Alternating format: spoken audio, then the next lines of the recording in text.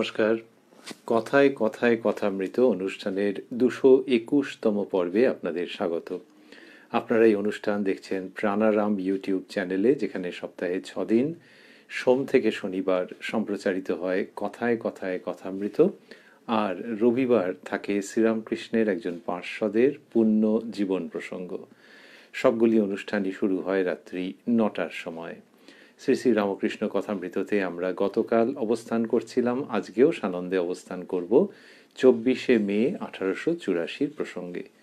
আমরা গতকাল যতটা পর্যন্ত শুনেছিলাম তার পরের অংশে আজকে দেখব শ্রীরামকৃষ্ণ কি অপূর্বভাবে সমাগত ভক্তদের সঙ্গে কথা বলছেন।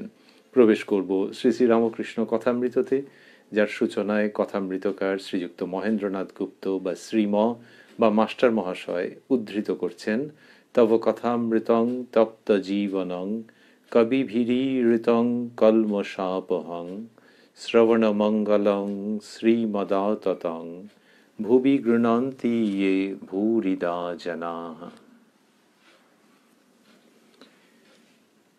দুটি ভক্তদের পরিবারেরা আসিয়া ঠাকুরকে প্রণাম করিলেন। তো এই 24শে মে 1884 মধ্যাহ্ন সেবার পর শ্রীরামকৃষ্ণ কথা বলছিলেন, সেই প্রসঙ্গ আমরা গতদিন শুনেছি। তো ওই রকম সময়েতে কি হয়েছে যে অনেক ভক্তদের সঙ্গে অনেকক্ষণ কথা হয়েছে মধ্যাহ্ন সেবার পর, তারপরে এই সমস্ত প্রসঙ্গ আসছে। দুটি ভক্তদের পরিবারেরা আসিয়া ঠাকুরকে প্রণাম করিলেন। তাহারা ঠাকুরকে দর্শন করিতে আসিয়াছেন। তাহারা ঠাকুরকে দর্শন করিতে আসিয়াছেন এই জন্য উপবাস করিয়া আছেন। দুই যা অবগুণ্ঠনবতী, দুই ভাইয়ের বধূ, বয়স 22-23-এর মধ্যে, দুইজনেই ছেলেদের মা। এবারে ঠাকুরকে দর্শন করতে এসছেন, সেই জন্যে দুজনেই উপবাস করে রয়েছেন, এটি মাস্টারমশাই জানাচ্ছেন। আর বললেন যে দুজনেই অবগুণ্ঠনবতী। কি সুন্দর যে ঠাকুর শ্রীরামকৃষ্ণকে দর্শন করবেন বলে যেমন লোকে দেবতাকে দর্শন করতে যায়, ঠিক সেই রকমই ঠাকুর শ্রীরামকৃষ্ণকে দর্শন করবেন, সেই জন্যে তারা উপোস করে রয়েছেন বা উপবাস করে রয়েছেন। মাস্টারমশাই এই কথাটি বলছেন। এবারে কি হলো যে এবার ঠাকুর শ্রীরামকৃষ্ণ কথা বলতে আরম্ভ করছেন। মাস্টারমশাই লিখছেন, শ্রীরামকৃষ্ণ বধূদিগের প্রতি, দেখো তোমরা শিব পূজা করো। শিব পূজা করো শব্দ দুটি স্থূলাক্ষরে দিয়েছেন মাস্টারমশাই। দেখো তোমরা শিব পূজা করো। কি করে পূজা করতে হয় নিত্যকর্ম বলে বই আছে, সেই বই পড়ে দেখে লবে। নিত্যকর্ম শব্দটি স্থূলাক্ষরে। ঠাকুর পূজা করতে হলে ঠাকুরের কাজ অনেকক্ষণ ধরে করতে পারবে। ফুল তোলা, চন্দন ঘষা, ঠাকুরের বাসন মাজা, ঠাকুরের জল খাবার সাজানো, এই সকল করতে হলে ওই দিকেই মন থাকবে। হীন বুদ্ধি, রাগ, হিংসা এসব চলে যাবে। দুই যায় যখন কথাবার্তা কইবে তখন ঠাকুরদেরই কথাবার্তা কইবে। শ্রীরামকৃষ্ণে দেখা যাচ্ছে যে যার সঙ্গেই কথা বলছেন, যখনই বলছেন তখনই ঈশ্বরীয় প্রসঙ্গের মধ্যে থাকছেন এবং জীবনে কিভাবে ঈশ্বরের দিকে এগোনো যায়, ঈশ্বরে মতি সুদৃঢ় হয়, ঈশ্বর লাভ করা যায়, ঈশ্বরকে দর্শন করা যায়, সেই সমস্ত প্রসঙ্গের মধ্যেই ঘুরে ফিরে থাকছেন। এই দুটি বউ, দুই ভাইয়ের বউ, বয়স কম, মাথায় ঘোমটা দিয়ে বসে আছে, তাদের সঙ্গে যখন তিনি কথা বলছেন তখন কি সুন্দর করে এইসব কথা বলছেন, যেন তাদের মা, সেইভাবে কথাগুলো আসছে। তা বললেন যে দেখো তোমরা শিব পূজা করো। তা এরকম বললেন, শিব পূজা করো, ক রয় ওকার লেখা আছে, এর দুরকম হতে পারে, একটি হচ্ছে করো আর একটি হচ্ছে করো। এখানে করোটাই হওয়ার সম্ভাবনা বেশি। কি করে পূজা করতে হয় নিত্যকর্ম বলে বই আছে, সেই বই পড়ে দেখে লবে। ওই আমরা বলছিলাম যে মায়ের মতো ছোট্ট ছোট্ট ছোট্ট ছোট্ট করে বলে যাচ্ছেন। আর বললেন যে ঠাকুর পূজা করতে হলে ঠাকুরের কাজ অনেকক্ষণ ধরে করতে পারবে। এইবারে ওই ফুল তোলা, বাসন মাজা, জলখাবার সাজানো, এইগুলোর কথা বলছেন যে তাতেই মনটা থাকবে। কত সুরীদের মতো করে, অভিভাবকের মতো করে, আধ্যাত্মিক পথপ্রদর্শকের মতো করে, মতো মানে তাই তিনি বলছেন যে এইগুলো করলে ওইখানে মনটা থাকবে। তাহলে এদের কাছে ধর্মপথের অন্য উপদেশ দেওয়ার আগেই এইটা বলছেন, কি সুন্দর যে এরকমভাবে জীবনযাপন করবে। তাহলে কি ওরা পরের দিন থেকেই করতে পারবে নাকি? সেটা তো সম্ভব নয়। কিন্তু ওই যে ঠাকুরের কাছে এসছে এবং উপদেশ যে চাইছে, ধীরে ধীরে ধীরে ধীরে সংসার জীবনের মধ্যে তার মানে রুটিনটাকে ওইভাবে করে নাও না, এইটা বলছেন। আর কি, এরা কবে কি করতে পারবে আমরা কি করে জানবো? কিন্তু পাশাপাশি এটাও মনে রাখছি যে দুজনেই উপোস করে এসছেন ঠাকুরকে দর্শন করবার জন্যে। লোকে মন্দিরে যখন দেবদেবী দর্শন করতে যায় তখন উপোস করে যায়। উপোস করে গেলে কি সুবিধে হয় এগুলো তো অন্য প্রশ্ন। কিন্তু যার মনে হয়েছে, এমনিতেও যদি ভাবি যে মন্দিরে জুতো খুলে উঠতে হবে, তো জুতো কেন খুলে উঠতে হবে? তার কি কোনো বিজ্ঞানসম্মত ব্যাখ্যা টানাটানি করবার দরকার আছে? তা নয়। কিন্তু ওরকম করলে মনের দিক থেকে মনে হয় যে, মনের দিক থেকে এরকম একটা ভাব আসে যে একটা কিছু করলাম, তার জন্য স্পেশালি কিছু একটা করলাম। আবার অন্যান্য ধর্ম সম্প্রদায় আছে যে তারা জুতো মোটেও খোলেন না, কিন্তু তাদের অন্য কিছু একটা আছে যেটা আবার এদিককার লোক দেখলে অবাক হয়ে যায় যে ও এরকম করছে দেবদেবীর সামনে গিয়ে। আসলে আমি তোমার জন্য একটা বিশেষ কিছু করছি, তাহলে মনটা ওইদিকে যায়। আর উপোস করলে হয়তো যে খাদ্যেরও নানান রকমের দোষগুণ আছে, তো তো সেইগুলোকে পরিহার করা যায় যে উপোস করে কিছু না খেয়ে গিয়ে উপস্থিত হয়েছে। কিন্তু মন্দিরে দেবদেবীর জন্য হতে পারে। আর এখানে শ্রীরামকৃষ্ণ যখন স্থূল দেহে অবস্থান করছেন, আমরা 24শে মে 1884-তে দেখতে পাচ্ছি যে এই দুজন তারা উপোস করে ঠাকুরের কাছে গেছেন। অন্যরাও হয়তো গেছেন, আমরা জানি না তো, কিন্তু মাস্টারমশাই এই দুজনের কথা লিখেছেন। তো তাদেরকে ঠাকুর শ্রীরামকৃষ্ণ এরকম বললেন যে এই সব কাজের মধ্যে থাকবে ভগবানের সেবার কাজ নিয়ে। আর বললেন হীন বুদ্ধি, রাগ, হিংসা এসব চলে যাবে। দুই যায় যখন কথাবার্তা কইবে তখন ঠাকুরদেরই কথাবার্তা কইবে। আমরা বলছিলাম নিজের মায়ের মতো, তো নিজের মা কি করেন যে শরীর স্বাস্থ্য যাতে ভালো থাকে সেই জন্য মেয়েকে কি ছেলেকে এসব বলেন টলেন, এবং তাদের জীবন যাতে সুন্দর করে গড়ে ওঠে সেই রকম। জীবন গড়ে ওঠা, শরীর স্বাস্থ্য ভালো থাকা, এই প্রসঙ্গগুলোকে আরো সংক্ষেপে কি করে নিয়ে আসা যায়? ইহকাল, এইভাবে যদি বলা হয়, এই জীবন আর পরকাল। শ্রীরামকৃষ্ণ যা বলছেন তাতে ইহকাল এবং পরকালের, তাহলে ওইখানে জন্মদাত্রী মায়ের সঙ্গে তফাৎ হয়ে যাচ্ছে আরো বেশি, অনেক বেশি। ইনি ইহকালেরও কথা বলেন, আবার অন্য কালেরও কথা বলেন। ইনি চিরকালের কথা বলেন, মানুষের সঙ্গে যার নিত্য সম্বন্ধ তার সঙ্গে মিলন করিয়ে দেওয়ার কথা বলেন। সেই শ্রীরামকৃষ্ণ বলছেন এই দুটি বউকে যে এরকম এরকম ভাবে থাকবে, দুই যায় যখন কথাবার্তা কইবে তখন ঠাকুরদেরই কথাবার্তা কইবে। এই সব ধর্ম প্রসঙ্গ শুনলে মনে হয় যে এই সেই দুটি বউয়ের জন্যেও প্রযোজ্য, তাদের বড় যারা তাদের জন্য প্রযোজ্য, সমস্ত পুরুষ মানুষের জন্যও প্রযোজ্য, সকলের জন্যই, যে নিজেদের মধ্যেও যখন কথাবার্তা বলবে যত পারবে ঈশ্বরীয় প্রসঙ্গের মধ্যে থাকবে। এমনিতে কি হয়, মানুষে তো অন্যান্য কথা প্রচুর বলে, যে ধরা যাক দুজন ভক্ত মানুষ কিন্তু তাও মিলিত হয়েছেন 2021 সালের প্রথমের দিকে, আর তখন ভাবছেন যে আচ্ছা ওটা কি যেন আছে, মার্চে হবে বলেছে না এপ্রিলে হবে বলেছে, অন্য প্রসঙ্গের মধ্যে চলে গেলেন। আর কালকে দেখেছে ও কি হয়েছে টিভিতে, ও অমুক তমুকের সঙ্গে যা হয়েছে এইসব। তাই সেইখানটাতে তো ঈশ্বরীয় প্রসঙ্গ কিছু হতেই পারতো, যে কোনো সৎ গ্রন্থের প্রসঙ্গ হতে পারে, কারুর কাছে কিছু শুনেছেন, কোনো গান খুব ভালো লেগেছে, এগুলো তো হতেই পারতো। কিন্তু সেটা না করে অন্যান্য লৌকিক জিনিস আলোচনা করে ফেলছেন। কে করছেন? একজন দুজন না, এটা স্বভাব মানুষের যে ওইগুলো করা, এবং ওগুলো করে কি হয় অনেক সময় ওর মধ্যে থেকে মানুষে কি চেষ্টা করে যে অন্যেরা খারাপ আমি ভালো, শেষ পর্যন্ত এইটাতে চলে আসে।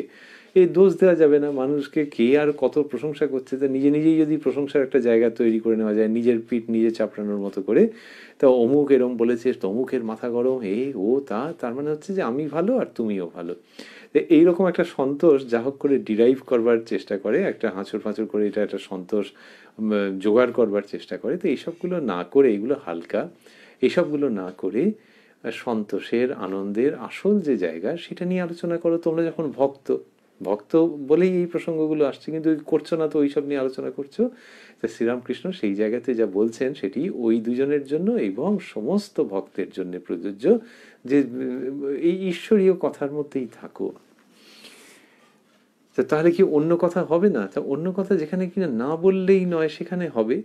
কারোর অফিস নিয়ে কিছু কথা আছে, কারোর সংসার নিয়ে কিছু কথা আছে, আর কিন্তু অনেকটা কথা জীবনের মধ্যে থেকে যায় যেটা বেকার, কোনো উপকারে আসে না, বরং মানুষকে একটা ভুল করে এক ধরনের সন্তোষ দেয়, ফলস সেন্স অফ স্যাটিসফ্যাকশন, সেইটা না করে ঈশ্বরের কথার মধ্যে থাকো।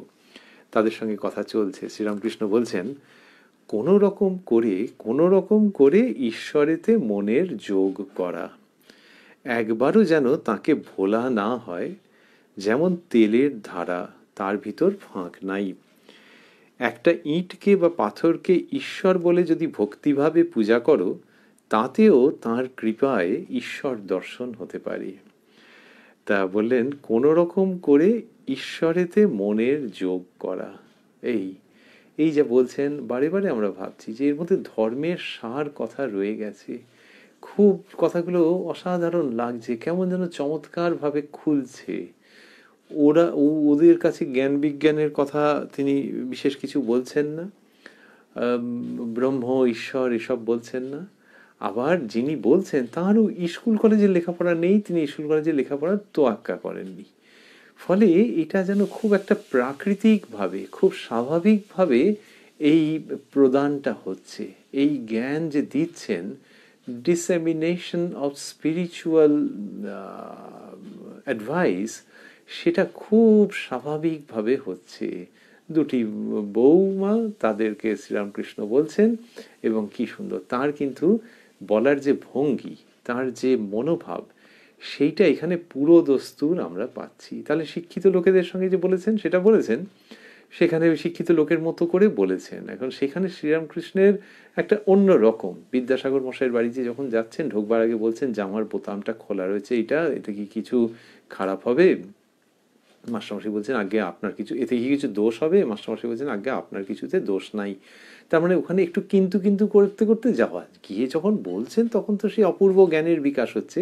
আর এদের সঙ্গে একেবারে আপনজনের মতো, যে যেন ওই ওই ওই যে বেশি শিক্ষা লেখাপড়া নেই ধরেই নেওয়া যাচ্ছে, আর ঠাকুর শ্রীরামকৃষ্ণ কথা বলছেন যেন কামার পুকুরে বসে কেউ বলছেন, একটা কোনো গ্রামেতে বলছেন, দাওয়ায় বসে একজন কথা বলছেন, আর যে ঈশ্বরীয় কথা বলছেন সেগুলি গরিব গুরব অশিক্ষিত মানুষ বা অল্প শিক্ষিত মানুষ তাদের প্রাণ জুড়িয়ে যাচ্ছে, যেটা শিক্ষিত মানুষ হয়তো অনেক ক্লাস করে সেমিনার করে ওইরকম আনন্দ পান না, সেটা হয়তো এরা পাচ্ছেন। তা ওরা আনন্দ পেলে ভালো, কিন্তু এই গ্রামের পরিবেশে যেন কথাবার্তা হচ্ছে এবং মন ভরে যাচ্ছে, মন একটা অন্য উচ্চতায় উঠে যাচ্ছে, যে আহা হা ইনি কি আনন্দের কথা বলছেন। এতে করে সংসারের যে ছোট কাজগুলো যেখানে মন ছোট হয়ে যায় সেগুলোকে দেখতে পাচ্ছি, কিন্তু ওই ব্যাপারের মধ্যে বেশি থাকছি না। উনি একদম খুব সোজা সাপটা রাস্তা দেখাচ্ছেন, চলো এই রাস্তাই অবলম্বন করতে হবে, এই রাস্তাই ধরতে হবে। সেইরকমভাবে শ্রীরামকৃষ্ণ বলে যাচ্ছেন কোনো রকম করে, বলছেন কোনো রকম করে ঈশ্বরেতে মনের যোগ করা, একবারও যেন তাকে ভোলা না হয়, যেমন তেলের ধারা, তার ভিতর ফাঁক নাই। এই বউ দুটির সঙ্গে যখন বলছেন তখন যেন রান্নাঘর সেটা এসে যাচ্ছে, যদিও এটা শাস্ত্রের উদাহরণ, কিন্তু শ্রীরামকৃষ্ণ যখন বলছেন তখন মনে হচ্ছে যে হ্যাঁ, কিচেনে বসে, রান্নাঘরে বসেও এই কথা বলা যায়, ডাইনিং হলে বসেও এই কথা বলা যায়। তেলের ধারা, একটা পাত্র থেকে আরেকটা পাত্রে তেল ঢালা হচ্ছে, সর্ষের তেল, কি সুন্দর দেখতে লাগে। তো ওই যে বেশ এক টানা ঢালছে, আর কেউ যদি অন্য মনস্ক থাকে কেঁপে যায়, বা এক জায়গায় বন্ধ হয়ে গেল, ওইদিকে ছিটকে পড়লো, বিচ্ছিরি। কিন্তু যদি একভাবে ঢালা যায়, এবং সেটা ঢালা যায়ও তো, তা একভাবে ঢাললে দেখতে কি সুন্দর লাগে না, যে একটা ধারায় তেল পড়ছে, নিরবচ্ছিন্ন তৈল ধারাবৎ, এই সংস্কৃত এরকম বলছেন, তৈল ধারাবৎ। তো এই যে নিরবচ্ছিন্ন যোগ, সেইটার কথা এই দুজনকে বলছেন, একবারও যেন তাকে ভোলা না হয়, যেমন তেলের ধারা, তার ভিতর ফাঁক নাই। তো ওই যেটা আমরা বলছিলাম যে আমাদের শাস্ত্রের মধ্যে রয়েছে, কিন্তু তৈল ধারাবৎ, তা এটি শ্রীরামকৃষ্ণ তার মতো করে নিয়ে আসছেন, খুব অব্যর্থ, অমোঘ এবং বড় সুন্দর মধুরভাবে আনছেন, আর বললেন কোনো রকম করে ঈশ্বরেতে মন যোগ করা। এইটি তো সমস্ত ধর্মের মূল কথা। আমরা অনেক সময় ধর্ম আধ্যাত্মিকতা বলি, এই শ্রীরামকৃষ্ণের ক্ষেত্রে ধর্ম বললেই চলে। আধ্যাত্মিকতা তখন বলা হয় যখন কিনা এরকম একটা সম্ভাবনা থাকে বা আশঙ্কা থাকে যে ধর্ম বললে ধর্মের ওই সব আচার টাচারের দিক বোঝা যাবে কিনা। সুতরাং আচার নিরপেক্ষ যে চর্চা, যে পরমার্থ সন্ধান, তাকে আধ্যাত্মিকতা বলা হয়েছে। কিন্তু শ্রীরামকৃষ্ণের সবসময় আচার নিরপেক্ষ। এই যে এরা উপোস করে এসছে, এদেরকেও কি সুন্দর বলবেন একটু বাদে, আজকেই হয়তো আমরা সেই আজকের অনুষ্ঠানে হয়তো সেটিতে যাব। তো এই যে শ্রীরামকৃষ্ণ যে ধর্মের কথা বলছেন, সেই যেভাবে তিনি বলছেন এর মধ্যে সমস্ত ধর্মের সার রয়েছে। কোনো রকম করে ঈশ্বরেতে মনের যোগ করা, একেই তো বলা হয়েছে যোগ শাস্ত্র। তো এই যে যোগশাস্ত্র মানেই তো ঈশ্বরের সঙ্গে যুক্ত হয়ে যাওয়া। কর্মযোগ, জ্ঞানযোগ, ভক্তিযোগ, রাজযোগ, যোগ যোগ যোগ, ঈশ্বরের সঙ্গে যুক্ত হয়ে যাও, অন্য কোনো দিকে মন দিও না, এটা তুমি পারবে। আর যদি কিছু টিপস চাও তাহলে এরকম এরকম বলে দেওয়া হচ্ছে যে কাজের মধ্যে দিয়ে, কর্মের মধ্যে দিয়ে যদি থাকতে চাও, যদি তুমি ধ্যান করতে চাও, যদি তুমি ভক্তির দিয়ে থাকতে চাও, তো এই যদি তুমি জ্ঞান চর্চা করতে চাও ঈশ্বরের সম্বন্ধে, তাহলে এই তো তোমাকে সব টিপস দেওয়া রইলো, এইগুলো অবলম্বন করো, করে যে করে হোক তার সঙ্গে যুক্ত হয়ে থাকো, তার থেকে অন্যদিকে চলে যেও না। যদি তোমার সেই নিত্য উপস্থিত চৈতন্যের কথা ভাবতে ইচ্ছে করে, তার কথাই ভাবো। যদি ইষ্ট তোমার মন টানেন, তাহলে তার শ্রীপাদপদ্ম আঁকড়ে ধরো। যেভাবে যদি তুমি ভাবো যে জপ অনেকক্ষণ ধরে হচ্ছে না কেন, তাহলে সেই জপ যাতে অনেকক্ষণ ধরে হয়, এই সমস্তর মধ্যে তুমি থাকো, বিভিন্ন রকমভাবে থাকো। আর তার থেকে তুমি কোনো রকমভাবে বিচ্যুত হয়েও না, কেননা এই যে দুটো হাত দুটো পা সোজা হয়ে দাঁড়িয়ে আছো, ভাবনা চিন্তা করতে পারো, বুদ্ধি আছে, বিচার আছে, এই যে অস্তিত্বটা পেয়েছো, এই যে দেহ মনটা পেয়েছো, এটা শুধু তাকেই পাওয়ার জন্য। তাকে মানে ওই তুমি জানো তো তোমার সেই তিনি, তাকে পাওয়ার জন্যই এই দেহ মন সমস্ত সত্তা। অতএব তাকে ছেড়ে যেও না, তার সঙ্গে বিযুক্ত হয়েও না। এই যে যোগ, শ্রীরামকৃষ্ণ এই বউ দুটির কাছে যখন বলছেন কোনো রকম করে ঈশ্বরেতে মনের যোগ করা, তখন সেই সমস্তটা একসঙ্গে চলে আসছে। অথচ বাক্যটা তো সহজ, কোনো রকম করে ঈশ্বরেতে মনের যোগ করা, এই যে জিনিস বললেন, এই বাক্য সহজ, তাই কিন্তু অন্য কেউ বললে সেই ফল নাও হতে পারে। শ্রীরামকৃষ্ণের ক্ষেত্রে হচ্ছে, তার কারণ হচ্ছে যে তিনি ঈশ্বরের সঙ্গে নিত্য যুক্ত, তিনি ও ছাড়া ভাবতে পারেন না। এমনকি বাহ্যে গেছেন, সেইটি নিয়েও তিনি বলেছেন, বাহ্যে যাওয়া নিয়ে কত রকমের বলেছেন। ঈশ্বরের বা পরমহংসের যে বালকবৎ স্বভাব, সূচি অসুচির প্রসঙ্গ, তার সঙ্গে বাহ্যে যাওয়ার কথা বলেছেন, বাহ্যে গিয়ে কি মনে হয়েছে সেটা বলেছেন। তো ওই মানে সমস্ত সময় তিনি ঈশ্বরীয় ভাবের মধ্যে রয়েছেন। যখন ঘুমোচ্ছেন তখন কি হচ্ছে আমরা কি করে বলবো, কিন্তু তার ঘুমও ছিল খুব কম। মা শারদা বলছেন যে বাবা তার ঘুম খুব কম ছিল। আর ঠাকুরের ঘরে যারা শুয়েছেন তারাও দেখেছেন যে ঠাকুর সেই ভোর রাত্রির যাকে বলে, ওরে বাবা কত আগে উঠে পড়ছেন। তারপর রাত্রির বেলাতেও তিনি ঈশ্বরীয় ভাবে কখনো কখনো সমাধিস্থ হয়ে থাকছেন।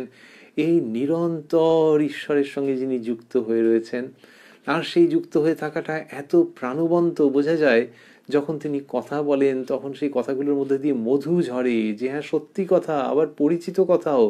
কিন্তু ইনি যখন বলছেন তখন অন্যরকম, এবং অনুপ্রাণিত বোধ করছি, মনে হচ্ছে যে এক্ষুনি এগুলি অবলম্বন করতে হবে, এতদিন কেন শুনিনি। সেই যিনি সারাক্ষণ ঈশ্বরীয় ভাবের মধ্যে রয়েছেন, যেন ঈশ্বরীয় নন্দন কাননে রয়েছেন। কেউ যখন হর্টিকালচার শোতে যায়, কত রকমের ফুল রয়েছে, দেখতে কি সুন্দর লাগছে, দেখলেন, হয়তো সেলফি নিলেন, এটা ওটা করলেন, ছবি তুললেন, নানান রকম করলেন, বেরিয়েছেন যেই হুশ করে একটা গাড়ি গেল, উফ বাবার এই কত ধুলো উড়িয়ে গেল, এরকম সব একটা অবস্থা। তো এই ঈশ্বরীয় নন্দনকানন আর কামনা বাসনার সংসার, সে হুশ করে মুখের উপরেতে অনেকটা ধুলো ছড়িয়ে দেয়। তো ঈশ্বরীয় নন্দনকানন যেটি, সেটি শ্রীরামকৃষ্ণের মধ্যে, এবং তার সান্নিধ্যে থাকা মানে ওই রকমই একটি দৈবী পারিজাত প্রদর্শনীর মধ্যে থাকা। শ্রীরামকৃষ্ণের সান্নিধ্য সেই রকমই। তো সেই তিনি যখন বলেন কোনো রকম করে ঈশ্বরেতে মনের যোগ, কোনো রকম করে ঈশ্বরেতে মনের যোগ করা, তখন ওই পারিজাত নন্দন কাননের মধ্যে এই কথাগুলি উচ্চারিত হচ্ছে। সেইটার জন্যে এই কথার অত্যন্ত জোর থাকছে, এবং শাস্ত্রকে আমরা নতুনভাবে পাচ্ছি, ভারী মধুর, ভারী প্রাণবন্ত, সঞ্জীবিত, এবং অন্যদেরকে সঞ্জীবিত করবার ক্ষমতা সম্পন্ন। বলছেন কোনো রকম করে ঈশ্বরেতে মনের যোগ করা, একবারও যেন তাকে ভোলা না হয়। ভোলা না হয় তার মানে তোমরা একবারও ভুলো না মা, এই ভঙ্গি। একবারও যেন তাকে ভোলা না হয়, যেমন তেলের ধারা, তার ভিতর ফাঁক নাই। একটা, এবার বলছেন, একটা ইঁটকে বা পাথরকে ঈশ্বর বলে যদি ভক্তিভাবে পূজা করো, তাতেও তাঁর কৃপায় ঈশ্বর দর্শন হতে পারে। এখানে ভক্তি, যোগ এবং প্রতীক উপাসনা তার সার কথা বলে দিচ্ছেন, যে বললেন একটা ইঁটকে বা পাথরকে ঈশ্বর বলে যদি ভক্তিভাবে পূজা করো। অপূর্ব এর মধ্যে রয়েছে সমস্ত উপাদান, যে ইঁটকে বা পাথরকে, তাহলে তোমার সমস্ত ভক্তি যদি উজাড় করে দাও তাহলে হবে। তা লোকে তো তাই করে, গ্রামের দিকে কিরকম করে, একটা গাছ, তাতে হয়তো সিঁদুর মাখিয়ে রেখেছে, কি কিছু এরকম ভাবে করেছে, তো নানান রকম একটা পাথরের কিছু মূর্তি, তাকেই ভেবে নিয়ে পুজো করছে, কতদিন ধরে হচ্ছে। মেয়েরা, বউরা সেখানে আসে, জল দেয়, পুরুষ মানুষেরা অত আসতে পারে না, কিন্তু নির্দিষ্ট কিছু সময় আসেন, এসে পুজো করেন, প্রণত হন, কেউ হাত জোর করে প্রণাম করছেন। তাহলে ওই যে করছে পাথরের, কে ইনি, কে, তার কি কেমিক্যাল অ্যানালিসিস করতে হবে নাকি? না, ওইখানে যখন মন দিয়ে দিচ্ছেন যে ইনি ঈশ্বর, একে পুজো করছি, শ্রীরামকৃষ্ণ বলছেন যে তাহলেই হয়ে যাবে। একটা ইঁটকে বা পাথরকে যদি ঈশ্বর, একটা ইঁটকে বা পাথরকে ঈশ্বর বলে যদি ভক্তিভাবে পূজা করো, তাতেও তার কৃপায় ঈশ্বর দর্শন হতে পারে। তাহলে কি কি করে হচ্ছে? যিনি ওপরে রয়েছেন, তুমি যাকে ডাকছো, তিনি জানেন যে ওইটি অবলম্বন করে সে ডাকছে। যে একটা ধরা যাক ছোট্ট মন্দির বা একটা গাছতলা, সেইখানে গেলেই ওই নারী পুরুষ তাদের মন পরিবর্তিত হয়ে যাচ্ছে। মেয়েরা মাথায় কাপড় দিয়ে, ছেলেরাও সন্তর্পণে গিয়ে সেখানটাতে পুজো করছে। কেউ কেউ হয়তো মানত করছে, তো সে আছে ঈশ্বরের কাছে প্রথম প্রথম ওই রকম করে যে তার কাছে সব চাইতে হয়। তারপরে যখন আরো আরো এগিয়ে যায় মানুষ, ওই ওই প্রতীক, ওই মূর্তিকে অবলম্বন করে যখন আরো অগ্রগতি হয়, তখন ওই চাওয়ার জায়গাটা কমে যায়, বড় বড় চাওয়া তৈরি হয়, ভক্তি, জ্ঞান, বিশ্বাস, বৈরাগ্য, এইসব চাওয়া তৈরি হয়, কিন্তু ওই মুখে অবলম্বন করেই। তো যখন এই চাইছে, যখন ওই তার কাছে গিয়ে প্রণত হচ্ছে, ওই জায়গাটাতে গেলে কি হচ্ছে, এই জায়গাটাতে গেলে তার মন পরিবর্তিত হয়ে যাচ্ছে, সে শুদ্ধ মনে ওখানে যাচ্ছে, আবার ওই জায়গাটা একটা স্থান মাহাত্ম্য জেগে উঠেছে, তার জন্যও মন পরিবর্তিত হচ্ছে। সে গাছতলা হোক, একটা ছোট্ট মন্দির হোক, যেভাবেই হোক। তা সেইটি যখন হচ্ছে, তখন ওই ওপরে যিনি আছেন, আমরা যদি ওরকম ভাবে ভাবি, যিনি ওপরে আছেন তিনিই আবার অন্তরে আছেন, শ্রীরামকৃষ্ণ শেখাচ্ছেন। সেই তিনি যখন নজর করছেন যে বাহ, এই তো ব্যাপারটা শুরু হয়ে গেছে, তখন he or she makes it successful, যে ওই ওই তার ভেতরে সেই ধর্মভাব তিনি জাগ্রত করে দেন। লোকে বলে যে এই মূর্তিটির মধ্যে তার আবির্ভাব হয়েছে গো, যার জন্য লোকে বলে খুব জাগ্রত।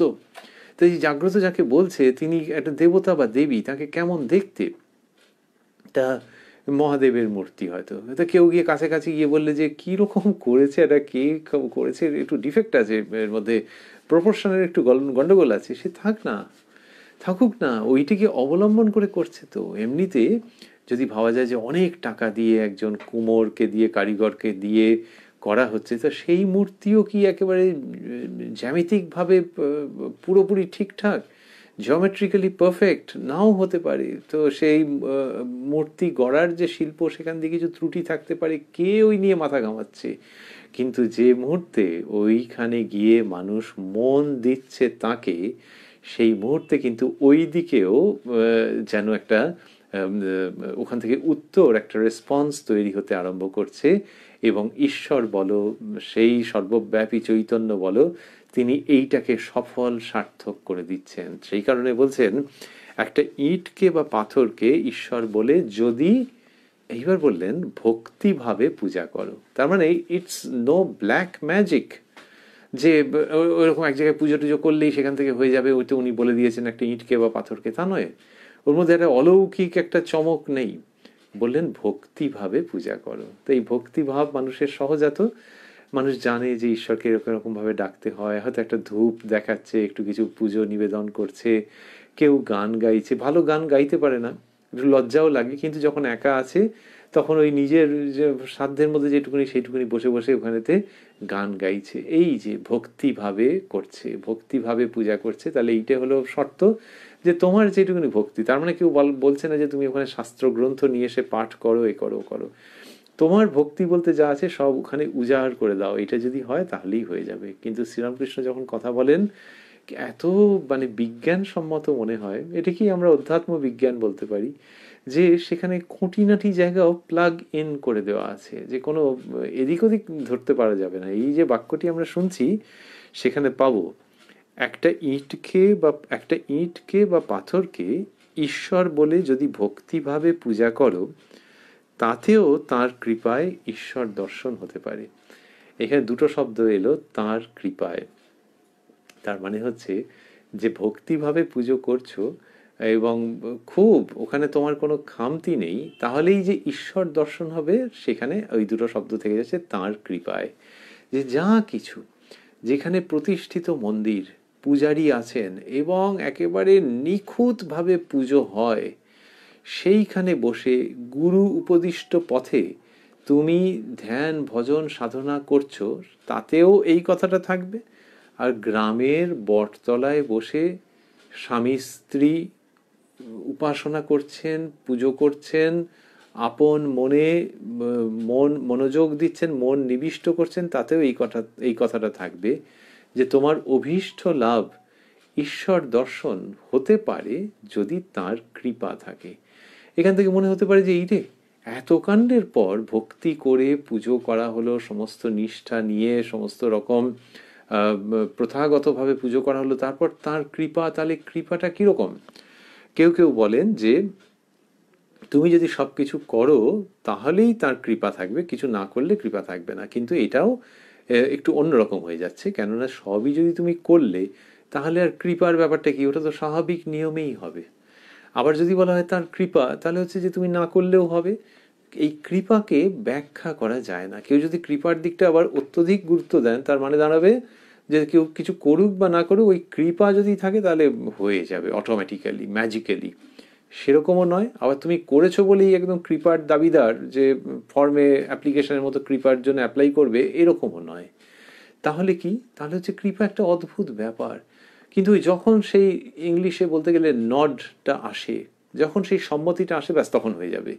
কিন্তু সেটা যে কিভাবে কি আসবে এ ঠিক ব্যাখ্যা করা যায় না। কৃপা কোনো নিয়মের অধীনে নয়। নিয়মের অধীনে থাকলে তো আর ওকে কৃপা বলা হবে কি করে? You are bound to deliver it. তো এই কৃপা একটা অদ্ভুত ব্যাপার, কিন্তু সাধককে বা সাধিকাকে বলা হচ্ছে যে ওইটা নিয়ে বেশি মাথা ঘামিও না, ওটা নিয়ে বেশি মাথা ঘামিও না।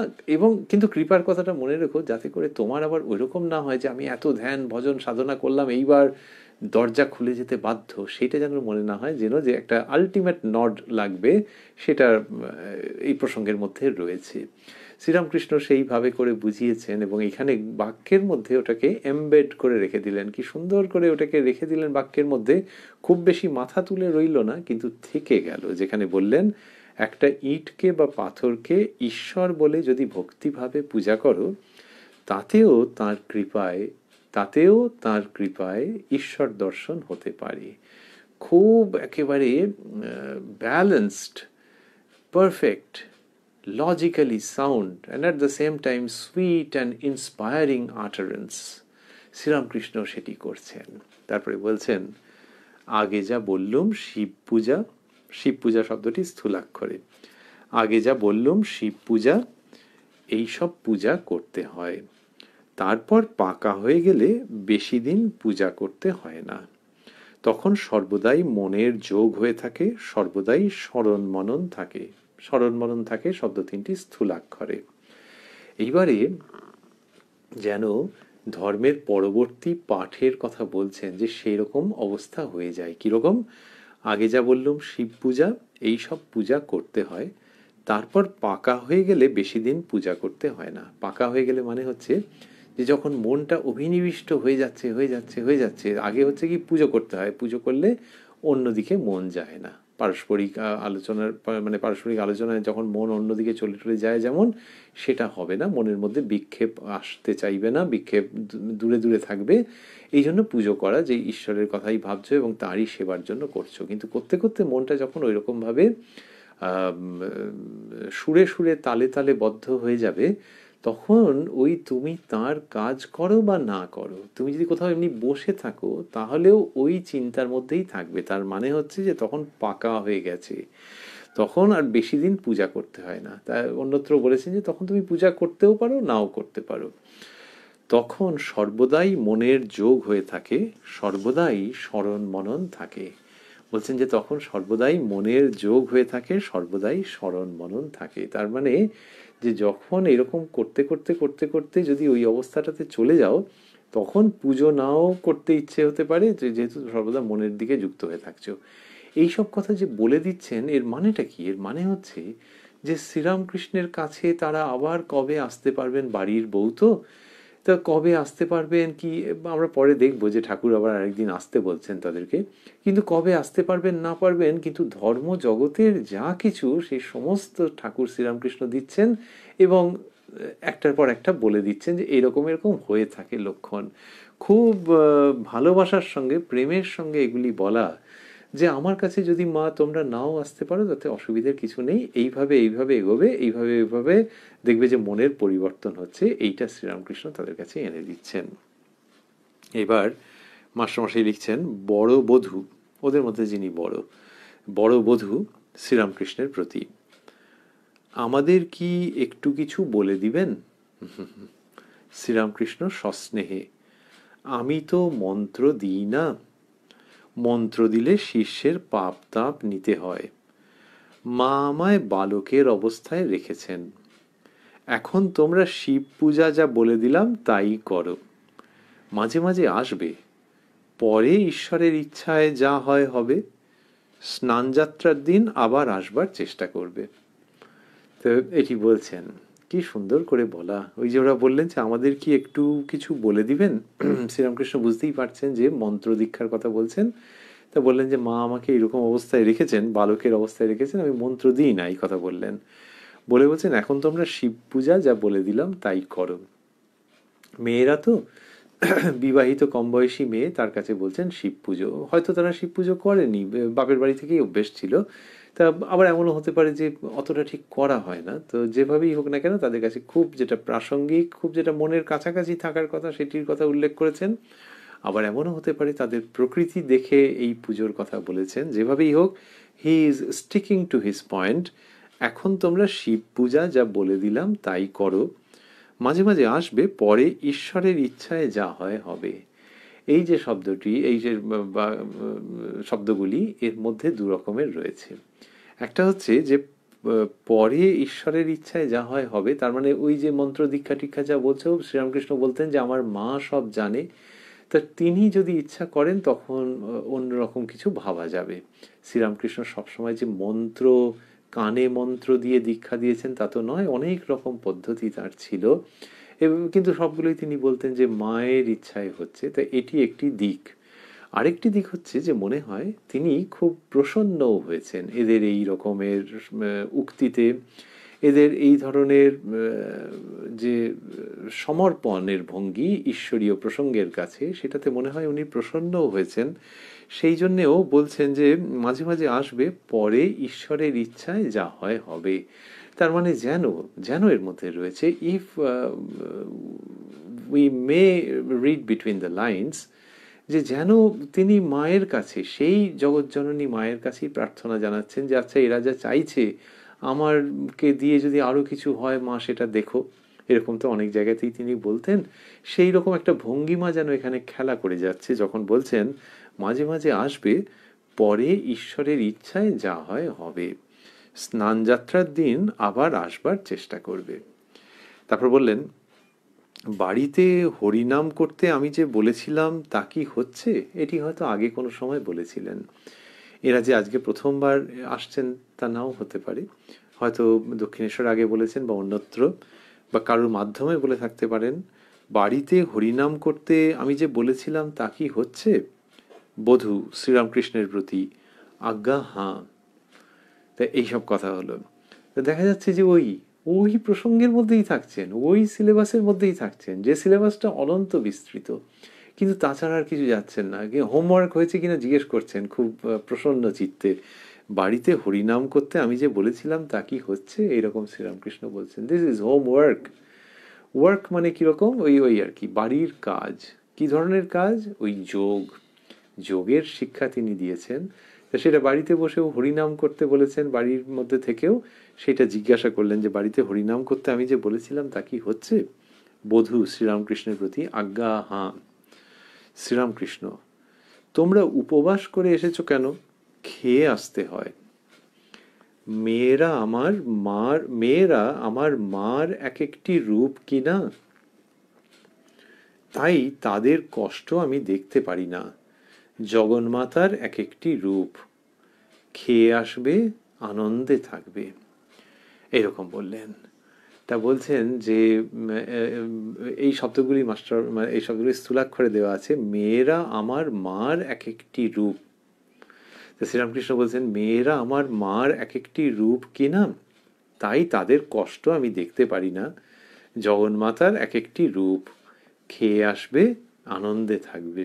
ওই যে আমরা বলছিলাম যে বাবার মতো বা মায়ের মতো। এই বলিয়া শ্রীযুক্ত রামলালকে বধূদের বসাইয়া জল খাওয়াইতে আদেশ করিলেন।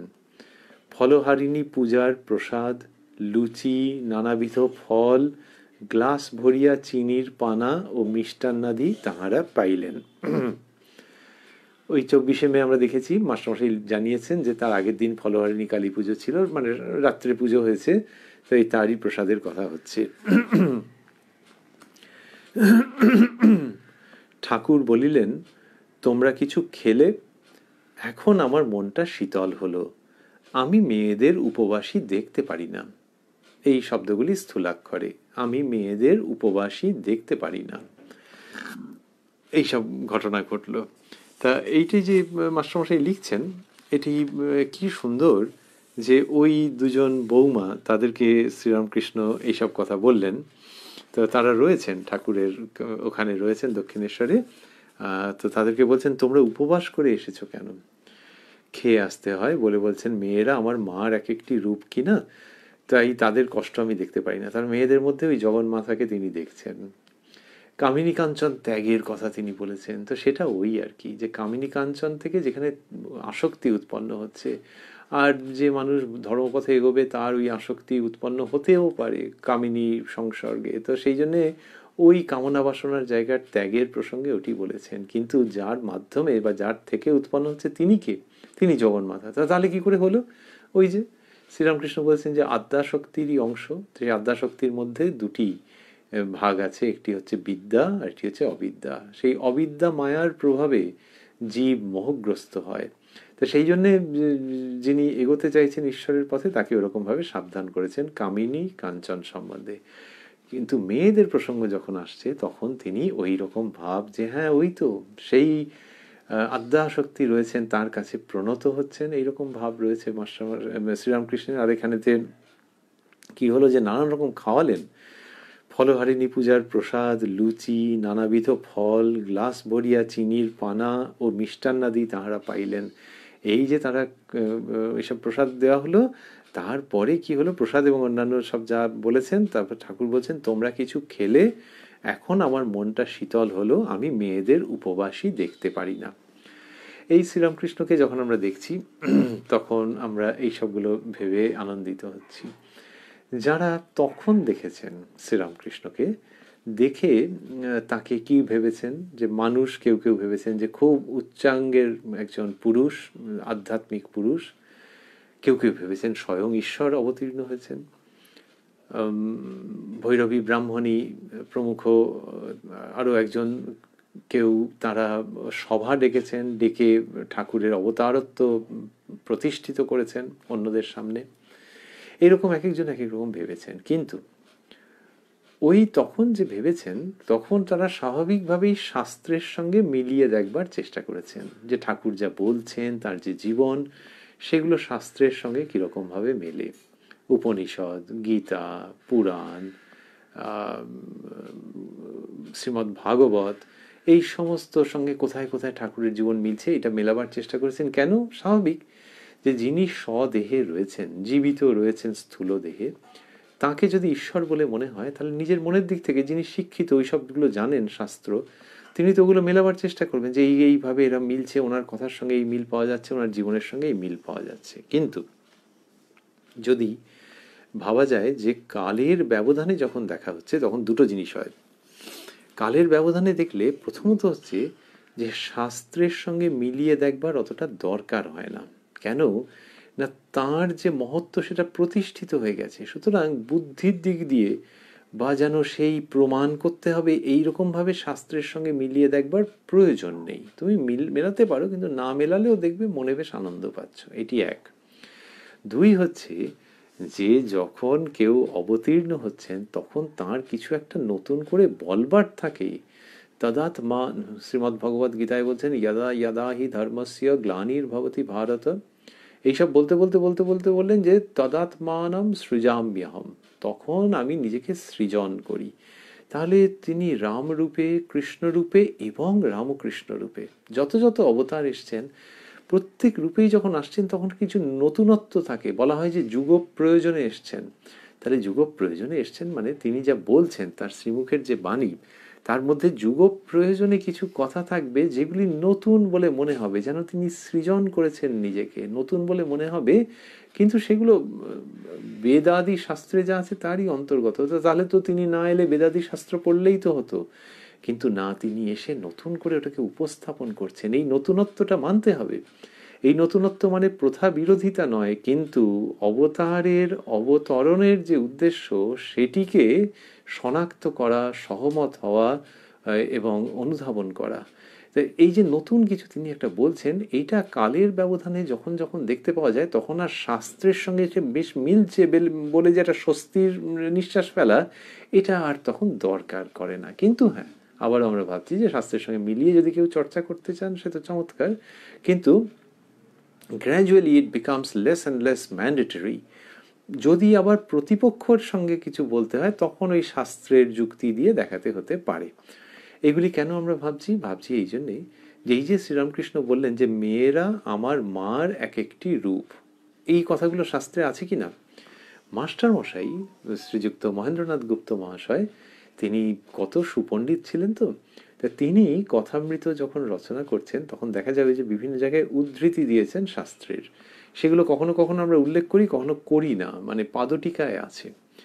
আগ্রহী পাঠক পাঠিকারা সেটি অবশ্যই পড়ে নিতে পারবেন যে কোনো সময়।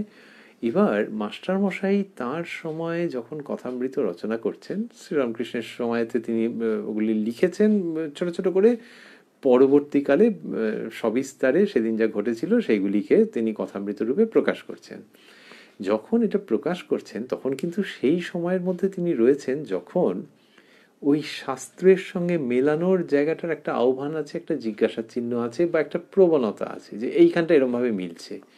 সেইটা কালের ব্যবধানে আমরা আবার আরেক রকমভাবে দেখতে পাই। যেখানে এই প্রসঙ্গ এসছে সেখানে মাস্টারমশাই পাদটিকায় লিখেছেন স্ত্রিয়া সমস্তা সকলা জগৎসু, শ্রী শ্রী চণ্ডীর উক্তি, যেখানে শ্রীরামকৃষ্ণ বলেছেন মেয়েরা আমার মার এক একটি রূপ কিনা।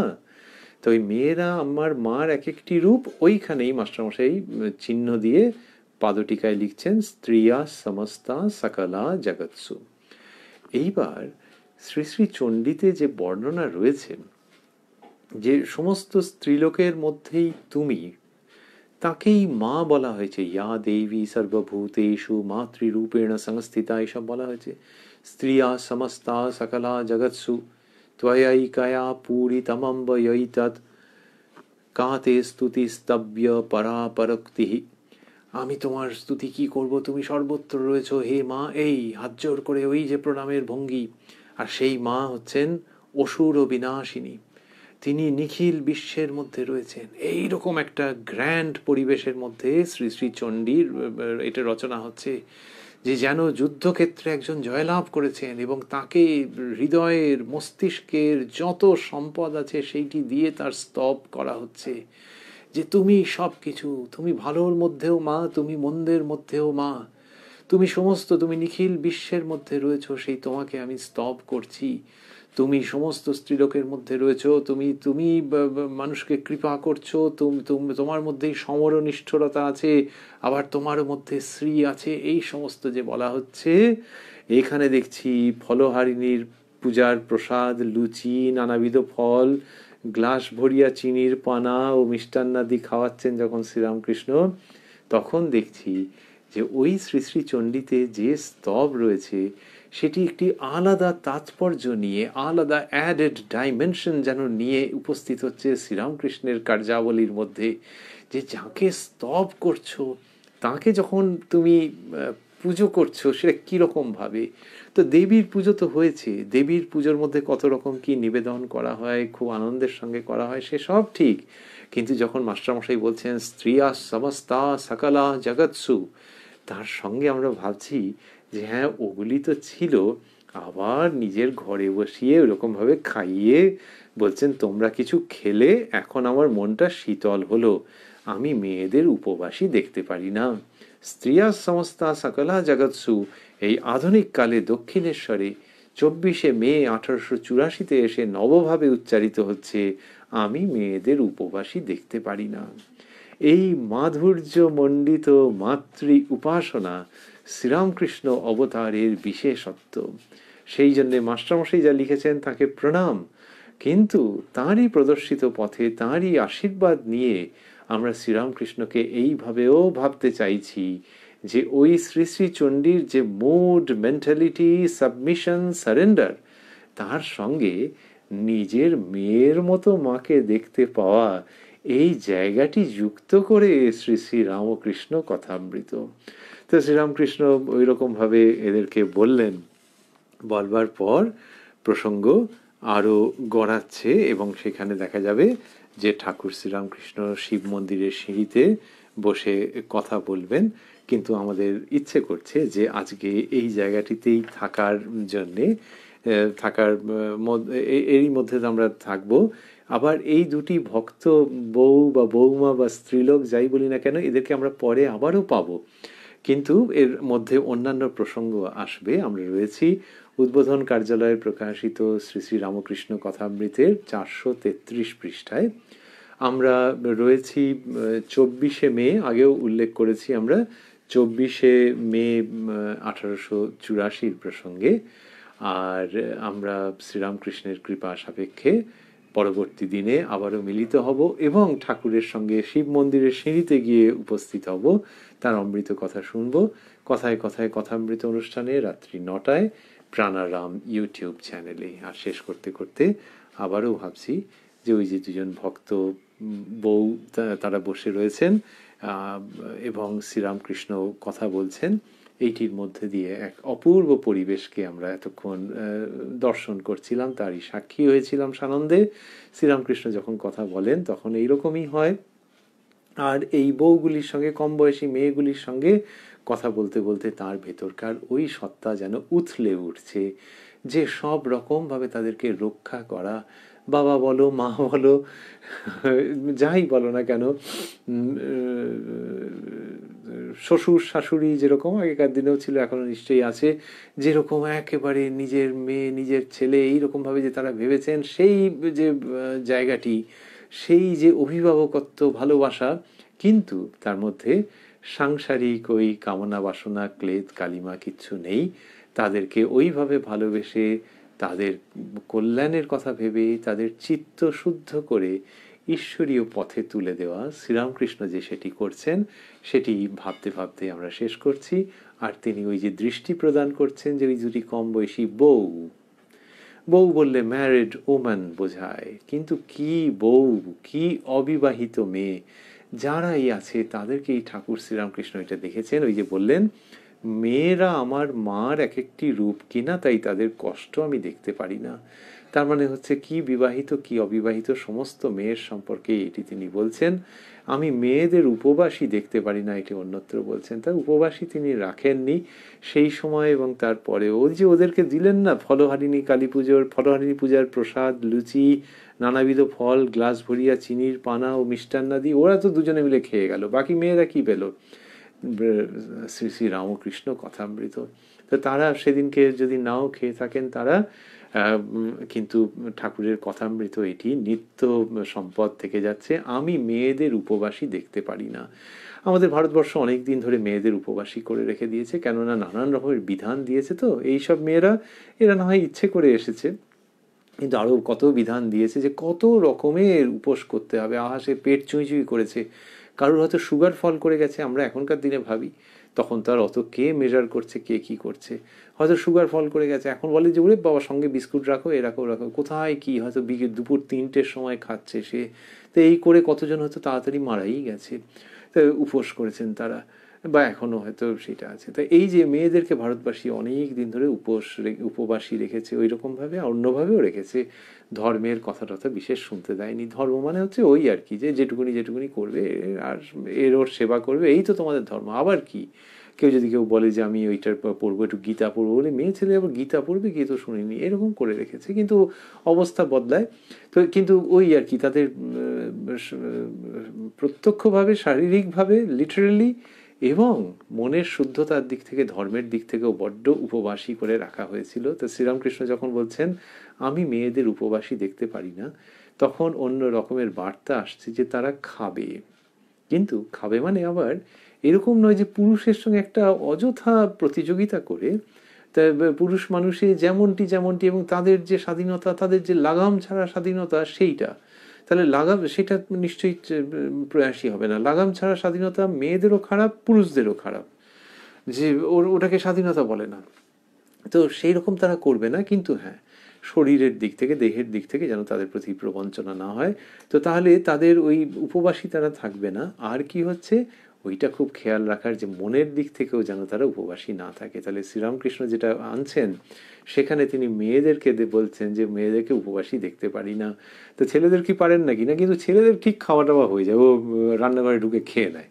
কিন্তু মেয়েদের, তো এই যে মেয়েদেরকে বলছেন উপবাসী দেখতে পারি না, এর মধ্যে দিয়ে অন্য বার্তা রয়েছে যে তারা যেমন শারীরিকভাবে উপবাসী থাকবে না, তেমনি আবার ওই যদি একটা প্রবণতা হয় যে ছেলেদের মতো হতে হবে, তাদের মতো সব রকম এটা ওটা, তাহলে না মনের দিক থেকে আবার উপবাসী হতে আরম্ভ করে। এই এক অদ্ভুত চক্র, যে দেহের উপবাস যদি বা কাটানো গেল, কি একটা বিদঘুটে সভ্যতা না অসভ্যতা এলো যে ছেলেদের মতো করে সবকিছু করতে হবে। ফলে ছেলেদের দোষগুলোকেও গায়ে মেখে নিয়ে ভাবছে যে বিরাটভাবে স্বাধীন হলাম। এটা আবার কাঁটাটা একেবারে অন্যদিকে ঘুরে গেল, মাঝখানে বেশ স্টেবল থাকবে, তাই না? তো সেই জন্য ওটাও নয়, কারণ ওটা যখন হলো যে ছেলেদের মতো করেই অদ্ভুত টাইপের স্বাধীনতা, অদ্ভুত টাইপের লাগাম ছাড়া জীবন, তখন কিন্তু মনের দিক থেকে উপবাসী হতে আরম্ভ করলো। সে বললে যে মনের দিক থেকে কোথায় উপবাসী, এই তো ফেসবুকে এত ফ্রেন্ড, ইন্টারন্যাশনালি আমার ফ্রেন্ড রয়েছে, মনের দিক থেকে উপবাসী? তা দেখা যাবে যে না, ওইভাবে তো হয় না। ফ্রেন্ডশিপ ওটা একরকম আছে, কিন্তু সত্যি সত্যি মনের দিক থেকে উপবাসী থাকে যখন এই সৎ প্রসঙ্গ, ধর্ম প্রসঙ্গ, অধ্যাত্ম প্রসঙ্গের স্পর্শ না পায়। ততক্ষণ পর্যন্ত কিন্তু মনের দিক থেকে উপবাসী থাকছে। অধ্যাত্ম প্রসঙ্গ মানে কি? রামচন্দ্রের কথা, শ্রীকৃষ্ণের কথা, রামকৃষ্ণের কথা, কোনটা? উত্তর হচ্ছে যে যে কোনো মতে এবং পথে ঠাকুর শ্রীরামকৃষ্ণ যেটি শেখাচ্ছেন, যত মত তত পথ। অস্ট্রেলিয়ায় একটি পুরুষ বা একটি নারী, তিনি যে মত পথকে অবলম্বন করবেন আমরা হয়তো সেটা জানিই না। নাইজেরিয়াতে একজন যেটা করবেন আমরা হয়তো জানিই না। পাকিস্তানে যিনি করবেন, শ্রীলঙ্কায় যিনি করবেন, আমেরিকাতে যিনি করবেন, কে কোন পথে, কিন্তু ঠাকুর শ্রীরামকৃষ্ণ বলছেন যে ওই যদি নিষ্ঠা নিয়ে থাকো তাহলে হবেই হবে, যত মত তত পথ। সুতরাং ওইটা হচ্ছে ঠিক খাদ্য। আর এই আধুনিক সভ্যতা যে চাকচিক্যের আহ্বান জানিয়ে বলে যে এই খাবার আছে, এই খাবার আছে, এইগুলো ঠিক খাদ্য নয়। একটু ম্যাচিওরিটি হলেই মানুষ বুঝতে পারে। সুতরাং সেই খাদ্য মেয়েরাও পাবে। এই শ্রীরামকৃষ্ণের আবির্ভাবের পর থেকে সেটি সূচিত হয়ে গেছে। এই সব কথা আমাদের ভাবতে ভালো লাগছে। স্বামী বিবেকানন্দ বিভিন্ন জায়গায় উল্লেখ করেছেন যে মেয়েদের জন্য শ্রীরামকৃষ্ণ পরিত্রাতার ভূমিকায় অবতীর্ণ হয়েছেন। এইভাবে বলেছেন, পরিত্রাতা মানে ম্যাজিক করে দিলাম, এ করলাম ও করলাম, তাদেরকে একটা বিকট আধুনিকতার সওয়ার করে দিলাম ঘোড়ার পিঠে চাপিয়ে, ওই রকম নয়। কিন্তু তাদের বন্ধন মোচন ভেতর থেকে যাতে হয় সেইটার রসদ শ্রীরামকৃষ্ণ রেখেছেন। শ্রী শ্রী মায়ের মধ্যে দিয়ে তার পূর্ণ প্রকাশ, এইগুলো এরা যে বলে গেছেন ধীরে ধীরে সূর্যোদয় হয়। তো ওই রকম আর কি, যখন কালো অন্ধকার একটু করে আকাশ লাল হচ্ছে, তখন দুম করে যে না জানে সে বুঝতে পারবে না যে সূর্যোদয় হচ্ছে, তারপর দেখা গেল হচ্ছে। তো এই আলো যখন কাটছে একটুখানি, যখন অন্ধকার কেটে আলো আসছে, তখনই যারা বুঝেছেন তাদের অন্যতম স্বামী বিবেকানন্দ। শ্রীরামকৃষ্ণকে দর্শন করে সেটি তিনি বুঝেছেন। সেটা আমরা দেখছি যে যখন বলছেন আমি মেয়েদের উপবাসী দেখতে পারি না, তখন আমাদের ভাবতে ভালো লাগছে যে যারা কথামৃত পড়ছেন এবং যারা পড়ছেন না তাদের জন্যে শ্রীরামকৃষ্ণের এই উক্তি আশীর্বাদের মতো থেকে যাচ্ছে যে মেয়েদের মনোজগৎ ধীরে ধীরে শারীরিকভাবে উপবাসী থাকবে না, ক্ষুধার্ত থাকবে না, এবং সেই সঙ্গে সঙ্গে মনের দিক থেকেও তারা উপবাসী থাকবে না। তারা চলো পুরুষদের মতো, লোকে যেমন বলতে ভালোবাসে ব্যাটা ছেলেদের মতো, ওই যে ধর্ম, ওই যে আধ্যাত্মিকতা, ওই যে শুদ্ধ ভাব, ওই যে পূজার অধিকার, এই সমস্তের মধ্যে আসবে। তাদের জীবনে নতুন সূর্যোদয়ের সূচনা হবে।